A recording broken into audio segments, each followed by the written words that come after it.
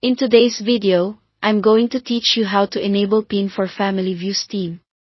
This is a simple way to lock down what content and features can be accessed on a Steam account, so you can let someone use the library while keeping the rest safely behind a PIN. Start by logging into the Steam account you want to protect.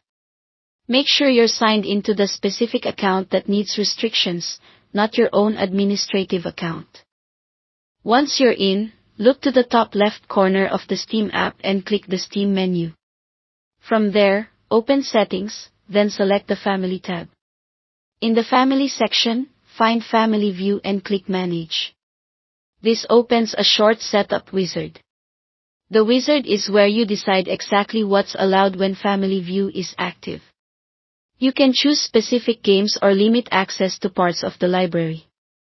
You can also decide whether certain features are available, like browsing the library versus changing settings. Take a moment to think through what you want available by default and what should require a PIN. Being clear here saves you from frequent changes later.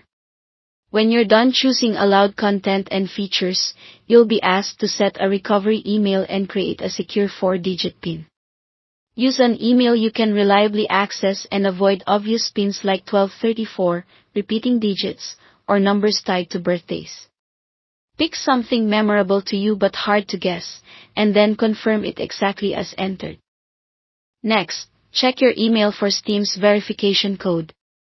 If you don't see it right away, give it a moment and look in your spam or junk folder. Return to Steam, enter the verification code, and complete the wizard. After you finalize, Family View is turned on with PIN protection. From now on, anything outside the allowed content and features will prompt for that PIN. This means the account can be used for the approved games and sections, but changes to settings or access to restricted areas will stay locked until you enter the code.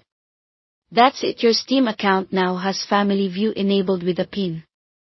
Thanks for watching.